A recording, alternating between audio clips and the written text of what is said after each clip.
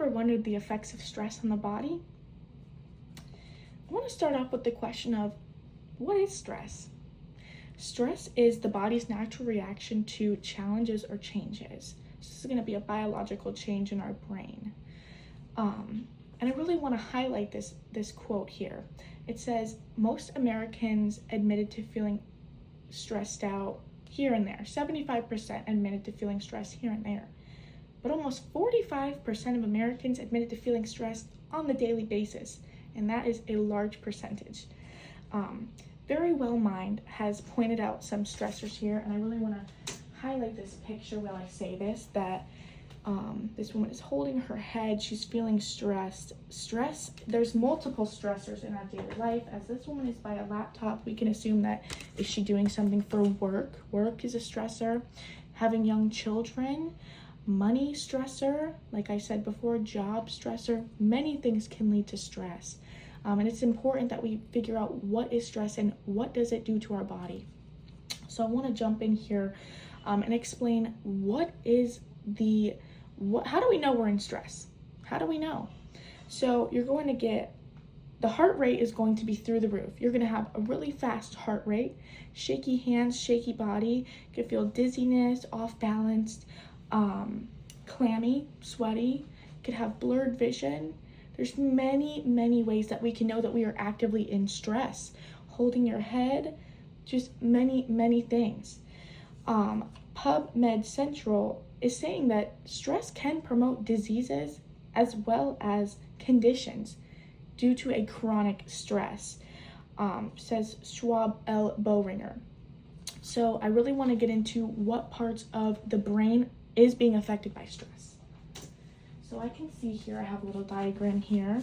We can see here in our diagram, this is the brain, and the prefrontal cortex is going to be affected, as well as the hypothalamus gland, and everything in this little bean right here is going to be affected. The pituitary gland, that is the little tiny thing right here in the brain, that is also going to be affected. So what exactly is it affecting in the brain? It could lead to the shrinking of brain mass. This could lead to memory loss, brain fog, and many other descriptive ways that the brain can feel the stress, says Lupin S. Lepage. And I really want to highlight that not only can brain, cognitive, and this could lead to mood disorders as well. So brain disorders, cognitive, and mood disorders. But this is also going to depend on the time, the intention, and the duration of how long you've been stressed, says Sandy in 2013. So the American Psychological Association is saying that there is lots of ways that the brain and the body is being affected by stress. So I want to highlight here what areas of the brain and the body is being affected. So we can see the brain, which is what we just highlighted in my first section. The skin, as you're feeling clammy and sweaty, you can be feeling stressed. The cardiovascular element here, which would be the heart, which is the high heart rate, the fast beating paced heart rate. The gut, which is going to be down here, feeling of nausea or unsettled gut. Reproductive system, which varies from male and female as well. The joints and muscles, which is going to be feeling dizzy, off-centered, or weak in times of stress. And then our immune system, which can be compromised, leading to disease and sickness if you are stressed chronically. And I really want to highlight that word chronically.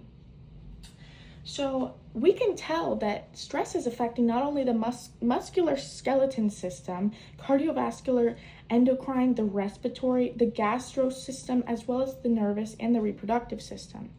So what are some ways that we can decrease the levels of stress? This could be getting enough sleep, being well rested, reading, walking, being social with others, spending time in nature, and just having social time for yourself and filling up your own cup. I really want to highlight here that exercise is a vital part of decreasing stress. This is ways that the brain and the body are being affected. So let's get into how we can decrease this. So like I said, exercise is a vital part because we're pushing endorphins as we work out, which is going to lower our stress levels and make us happy when the endorphins are pushing throughout our body. And many of the risks that we can get through being chronically stressed is health risks such as diseases, depression, as well as cardiovascular problems, which is going to be through the heart. And I really want to highlight chronic stress. Chronic stress is what's going to cause these. So let's change it up a bit. I've mentioned how bad stress can be for you when it's chronic, but could small amount of stress be good for us? So I wanted to really highlight that. Stress can be good for us in a small dose, as if you're in a situation of danger and you need to get out, the adrenal glands are going to pump adrenaline throughout your body, leading you to run faster or get out of the situation of danger that you are in. As well as a moderate amount of stress may benefit us over time.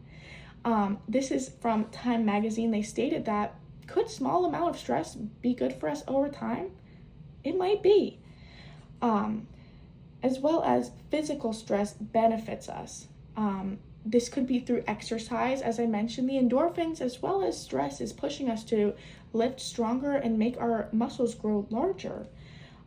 So exercise makes us resilient, which is going to help us de-stress, growing stronger and feeling happier. Like I mentioned, pushing those endorphins.